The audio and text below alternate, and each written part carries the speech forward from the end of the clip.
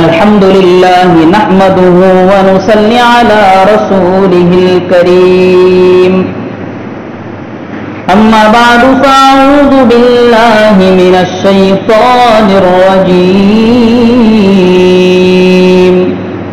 بسم الله الرحمن الرحيم قلنا يا نار كوني بردا وسلاما على إبراهيم وأرادوا به كيدا فجعلناهم الأخسرين صدق الله العظيم. سارے حضرات درود شریف پڑھیں. اللهم صل على سيدنا محمد وعلى آل سيدنا محمد وبارك وسلم. گزشتہ ہفتے بات یہاں رکی تھی کہ ابراہیم علیہ نبینا وعلیہ الصلاۃ والسلام نے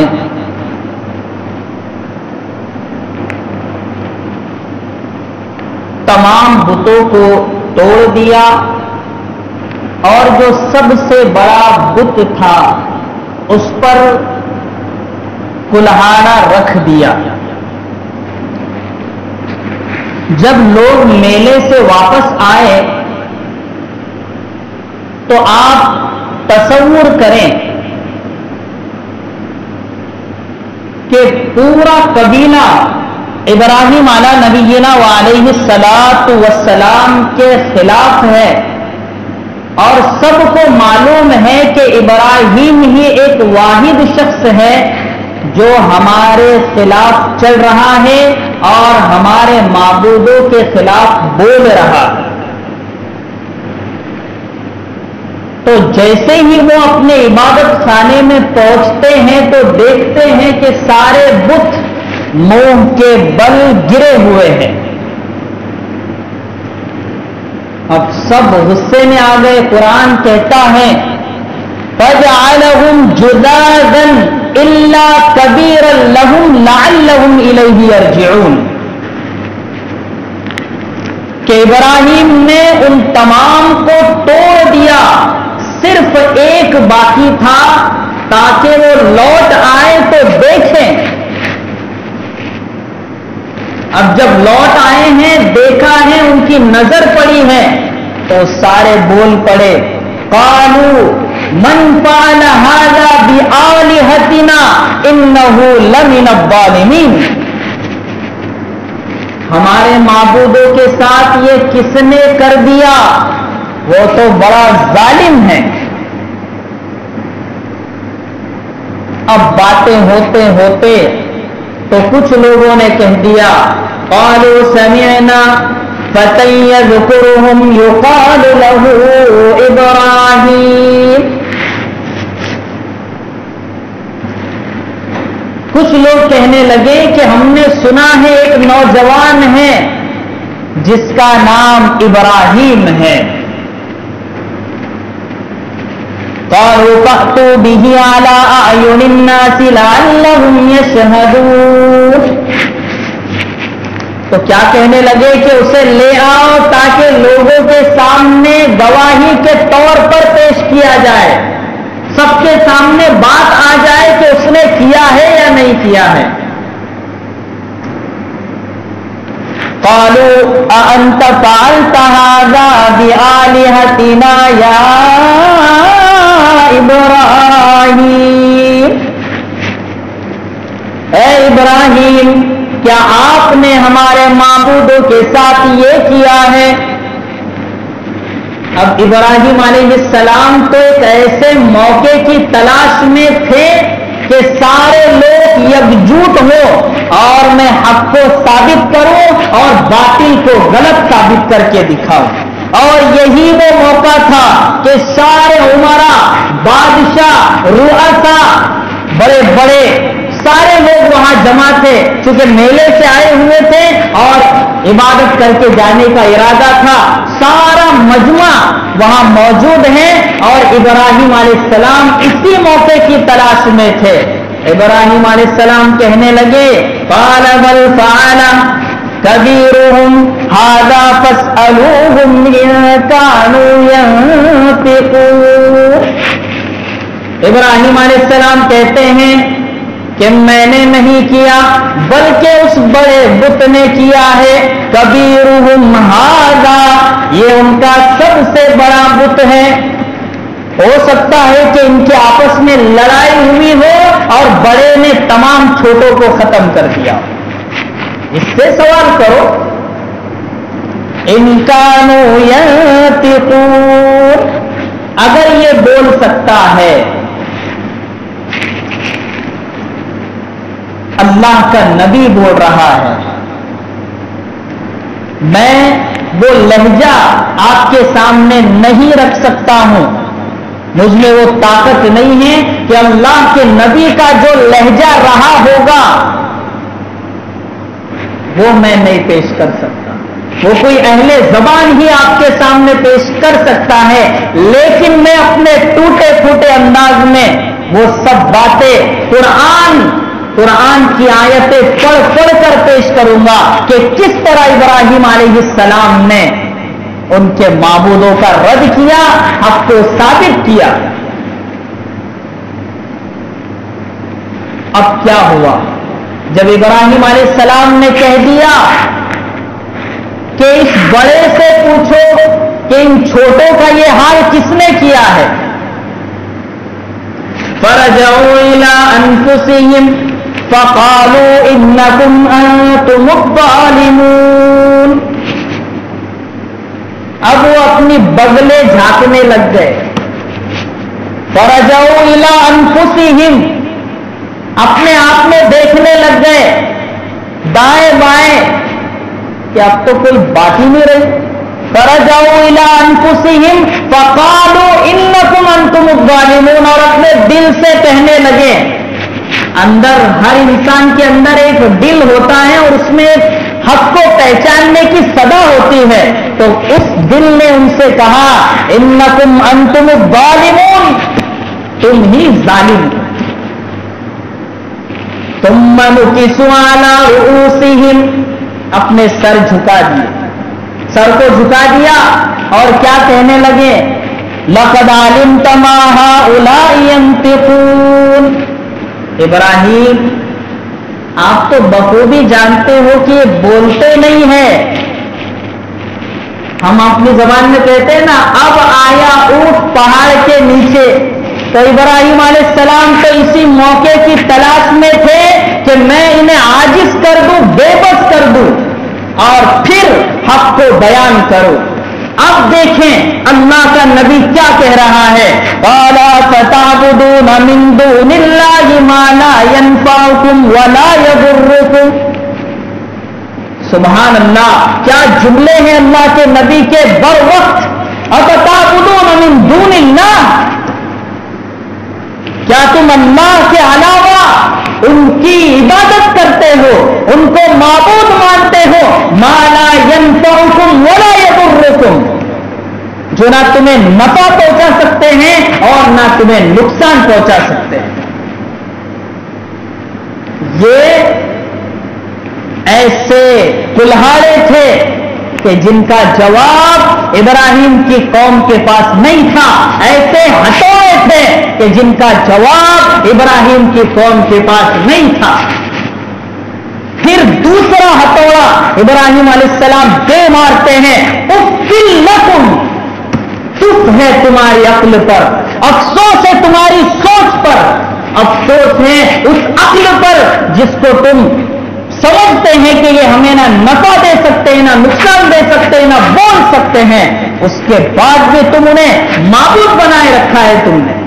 وَلِمَا تَعْبُدُونَ مِن دُونِ اللَّهِ أَفَلَا تَعْقِلُونَ، افسوس ہے تمہاری عقل پر اور ان پر جن کی تم عبادت کرتے ہو، تم سمجھتے کیوں نہیں؟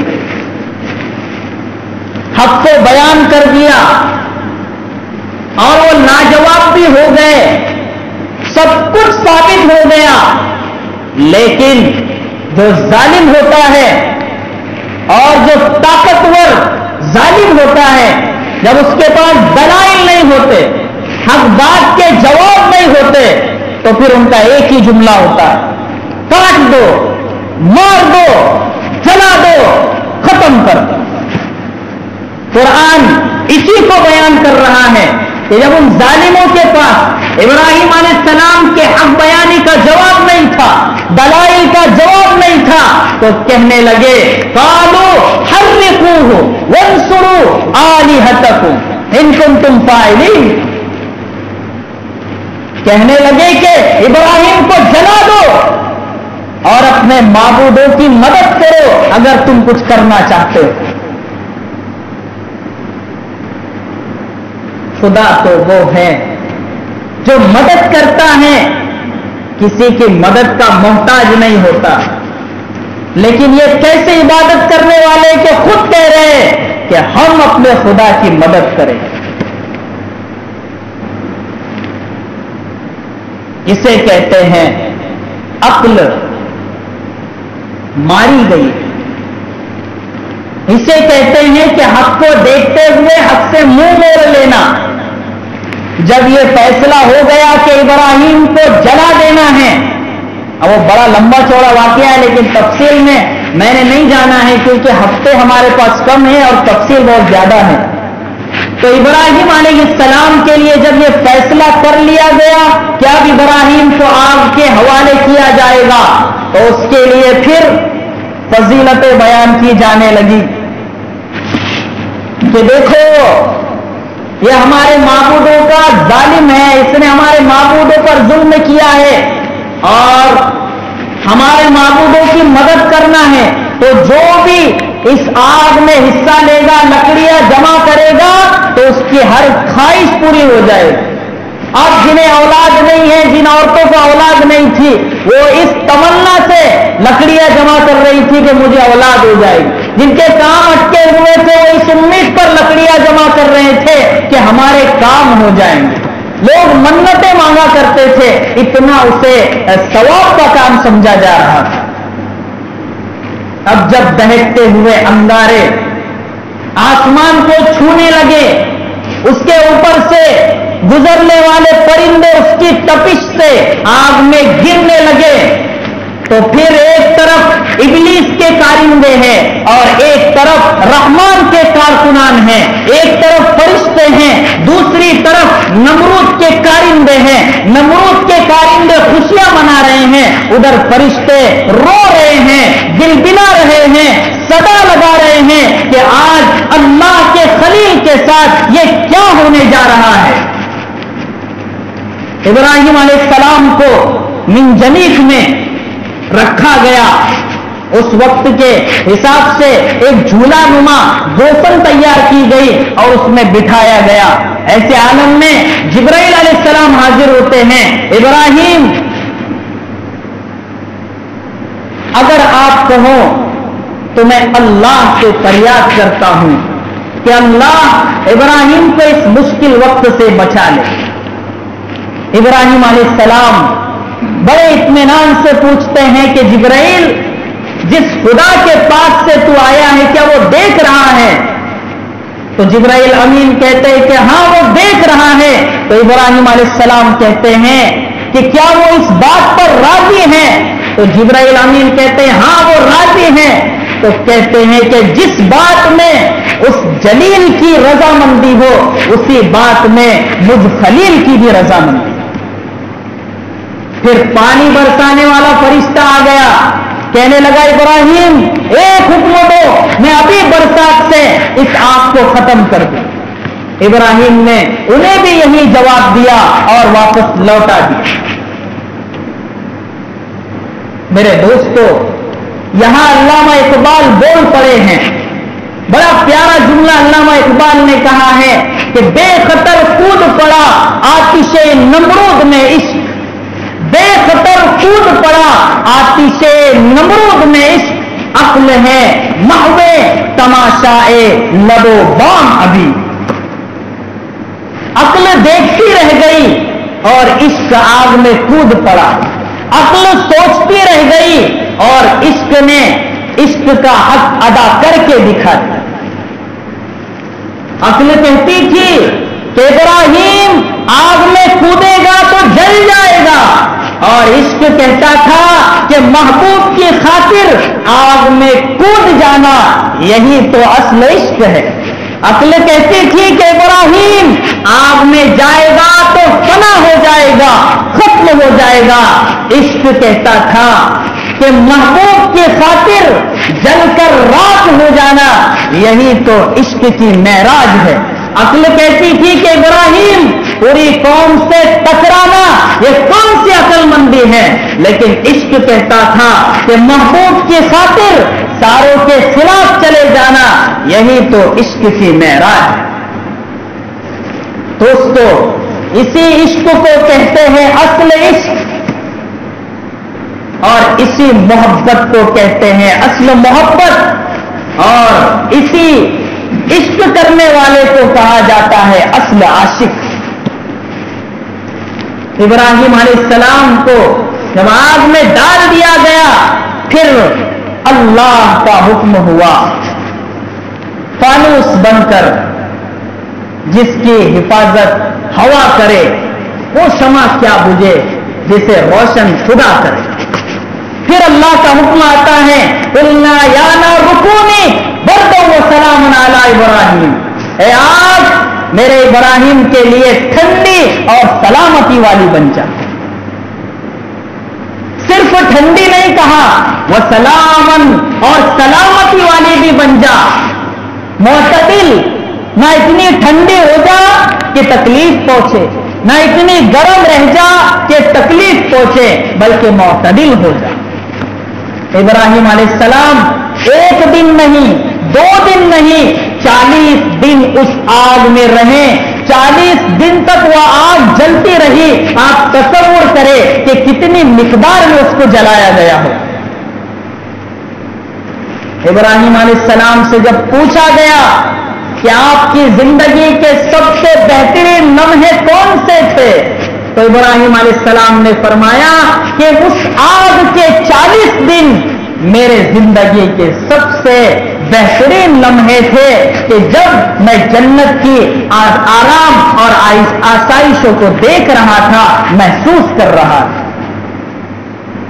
40 دن کے بعد ابراہیم علیہ السلام صحیح سلامت آگ کے کوئلوں کے اوپر سے ایسے گزرے جیسے کہ پھول کی پتیوں کے اوپر سے گزرا جاتا ہے. اس امتحان کے بعد ابراہیم علیہ السلام نے دیکھا کہ یہ بنجر زمین ہے, جہاں میں کتنا بھی ہل چلاؤں گا تو یہاں سبزہ نہیں اگنے والا ہے. یہ پتھر دل لوگ ہیں, انہیں میں کتنا بھی سمجھاؤں گا تو یہ سمجھنے والے نہیں ہیں. تو اس کے بعد ابراہیم علیہ السلام نے پھر وقال انی ذاہب الی ربی سیہدین فرما دیا کہ اب میں میرے رب کی طرف کوچ کروں گا اور وہی مجھے راستہ بتائے گا. اپنی قوم کو چھوڑ دیا اور وہاں سے اپنی بیوی حضرت سارہ سلام اللہ علیہا اور حضرت لوط علیہ السلام اور ان کی بیوی, یہ 4 افراد کو لے کر وہاں سے ہجرت کر گئے. یہ ایران شہر تھا جو عراق کا اس وقت کا سب سے بڑا شہر تھا. وہاں سے ہجرت کی اور پھر ملک شام کی طرف آئے, وہاں سے پھر مصر آئے اور وہاں سے پھر اب جس کو ہم سعودی عربیہ کہتے ہیں, حجاز مقدس, یہ سعودی عربیہ نام غلط ہے, حجاز مقدس اصل نام ہے. یہ آل سعود نے اللہ کے رسول کی حدیث کی خلاف ورزی کرتے ہوئے اس نام کو بدل دیا اور اپنے نام پر اس کا نام رکھ دیا ہے. تو حجاز مقدس پر وہاں پھر ہجرت کی. تو کتنے مقامات میں کیا کیا ہوا انشاءاللہ آئندہ ہفتے اس کی تفصیلات بیان کی جائے گی. اللہ سے دعا ہے کہ اللہ تعالی ہمیں بھی ابراہیم علیہ السلام جیسا عشق نصیب فرمائے, ابراہیم علیہ السلام جیسی محبت نصیب فرمائے, اور ابراہیم علیہ السلام جیسا حق کے لیے ڈٹنے کا, جمنے کا اور بھیڑنے کا ہمیں بھی جذبہ نصیب فرمائے, ہمیں بھی ایمان نصیب فرمائے, اور ہمیں بھی وہ ایمان کی شمع دے کہ پوری دنیا اگر حق کے لیے ہمارے خلاف ہو جائے تو بھی ہمارا قدم ٹس سے مس نہ ہو سکے, ایسا ہمارے اندر بھی اللہ جذبہ نصیب فرمائے. وآخر دعوانا ان الحمد للہ رب العالمین.